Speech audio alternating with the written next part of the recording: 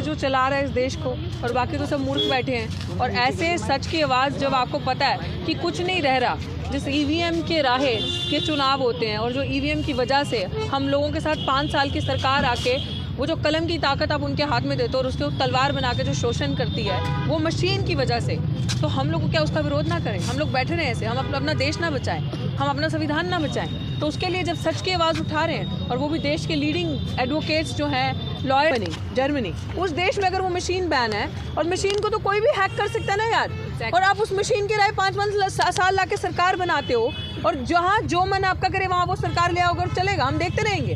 हम युवा पीढ़ी हैं, हमें मूर्ख नहीं बना सकते, और हम नहीं होने देंगे। हम नहीं चाहते कि हमारे सर पे किसी को थोप दिया जाए। से संसद तक जाएंगे, सड़क से अपनी लड़ाई मनवाएंगे।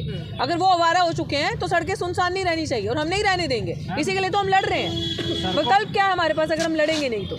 लेकिन डिटेन कर लिया जाएगा। हाँ, तो डिटेन कर लिए, एक बारी गिरेंगे फिर उठेंगे, फिर गिरेंगे फिर उठेंगे, यही तो काम करेंगे। एक ग्रुप को डिटेन किया ना, क्या इनको कर लोगे, मुझे कर लोगे, इसको कर लोगे, और कितनों को रोकोगे? लेकिन डिटेन करके लेंगे सभी प्रदर्शनकारियों को। सच की आवाज़ को तो ऐसे ही डिटेन करेगी ना। वो चाहते ही कहाँ है?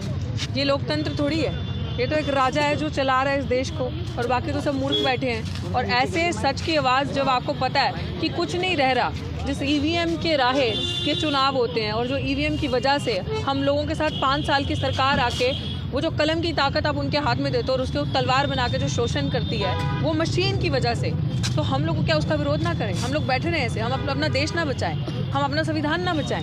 तो उसके लिए जब सच की आवाज़ उठा रहे हैं, और वो भी देश के लीडिंग एडवोकेट्स जो हैं, लॉयर्स जो उसके अंदर खड़े हैं, सोशल एक्टिविस्ट जो आए हैं उसके अंदर, जैसे अभी अभिषेक जाटव जी हमारे साथ हैं, मुझे नहीं लगता किसी भी पहचान के मोहताज हैं।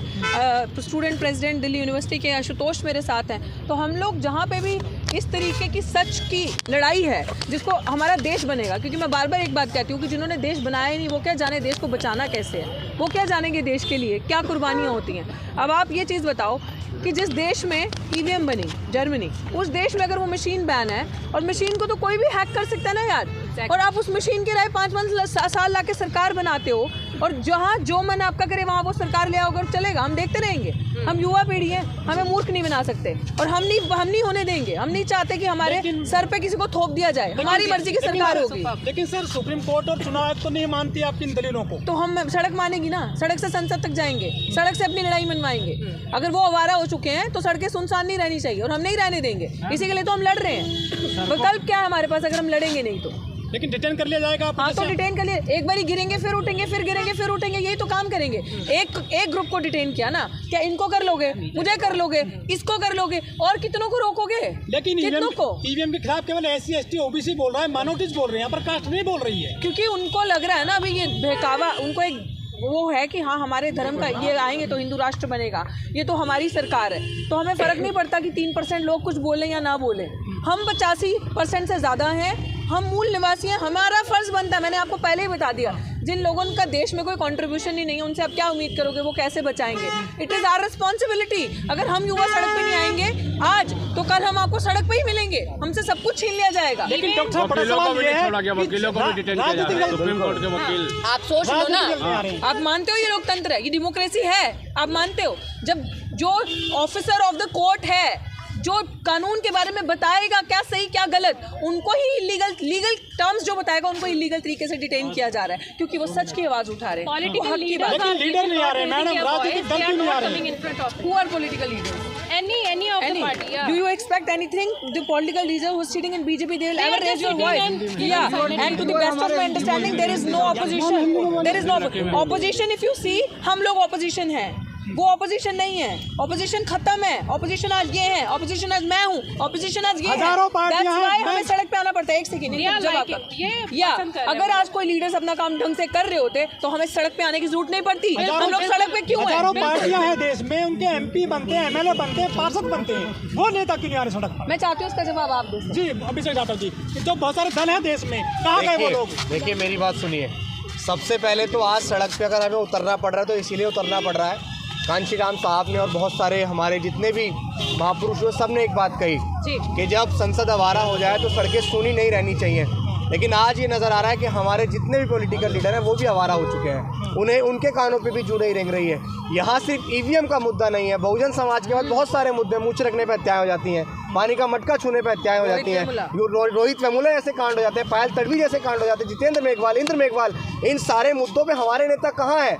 आज देश के अंदर सुप्रीम कोर्ट के अंदर बैठ के, हाई कोर्ट के अंदर बैठ के जज कोई भी फैसला सुना देते हैं, लेकिन जिन नेताओं को हमने वोट के अधिकार से ताकत दे के सत्ता की कुर्सी तक पहुँचाया भी है, 4 बार मुख्यमंत्री बनाया, उनके साथ साथ आज भी बहुत सारे नेता हैं जिनको हमने ग्लैमरस नेता भी बनाया, लेकिन उन लोगों के कानों पे जूं नहीं रेंगती है तो हमें तो उतरना ही पड़ेगा ना।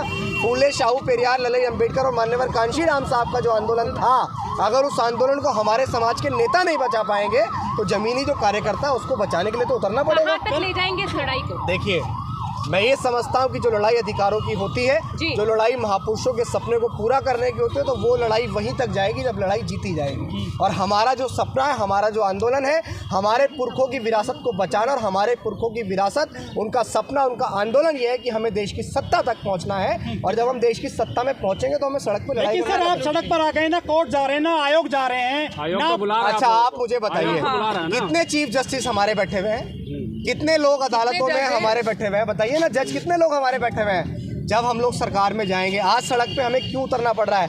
मैं फिर आपको कहूँगा कि हमारे समाज के जितने भी नेता हैं वो बहरे हो चुके हैं। हमारे समाज के जितने भी नेता हैं मुंह से रेशम के धागे निकाल रहे हैं, लेकिन क्रांतिकारी नेताओं को मुंह से रेशम के धागे नहीं निकालने चाहिए। राहुल गांधी भारत जोड़ो यात्रा तो कर रहे हैं। देखिए, मैं फिलहाल किसी अदर पॉलिटिकल लीडर पर टीका टिप्पणी नहीं करूँगा।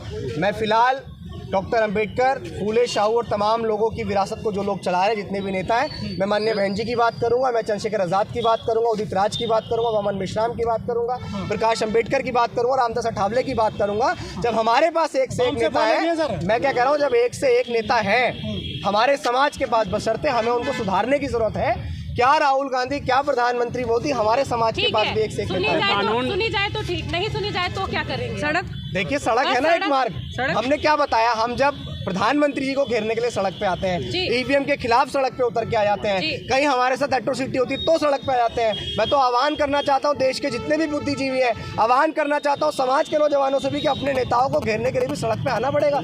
लेकिन मैम, आंदोलन तो आप भी बहुत दिनों से कर रही हैं, आंदोलन से क्या होगा? कुछ होता तो है नहीं हो रहा आंदोलन से। क्या आपने देखा नहीं कि जिन युवाओं को, जिन नेता, युवा पीढ़ी जो अपने अधिकारों के लिए दूसरों की तरफ देखती थी, अपने लीडर्स की तरफ, ये आएंगे हमारे लिए लड़ेंगे, आज आप देखो कि वो युवा पीढ़ी खुद सड़क पे आ गई है। समझ में आ गया है कि आपको, अगर हम तो ये भी कह रहे हैं हम अपने समाज को जोड़ने के लिए निकले हैं, आज 131 दिन हो गए, हमें हमारे हाथ, भाई ये चीज समझने की जरूरत है, संविधान ने बांधे हैं। अगर हमारे हाथ संविधान ने नहीं बांधे हो ना, तो हम कब का ये आंदोलन अपने फेवर में अभी तक ला चुके। तो सुनना पहले बात, अभी हम 131 दिन आज हमें हमारे आंदोलन को हो गए, हमने शांतमय तरीके से 2 बड़े प्रदर्शन किए, यूनिवर्सिटी को चेतावनी दी। अब 17 नवंबर को रोहित वेमुला जी की डेथ एनिवर्सरी है, उस दिन उनका इंस्टीट्यूशनल मर्डर हुआ था, और हमने अनाउंस कर दिया, 15 दिन का अल्टीमेटम दिया, डेट आपको बता देंगे। हमने 1 तारीख को प्रेस कॉन्फ्रेंस करके अल्टीमेटम दे दिया था कि यूनिवर्सिटी को हम ताला लगाएंगे, भारी संख्या में पूरे देश से लोग आएंगे।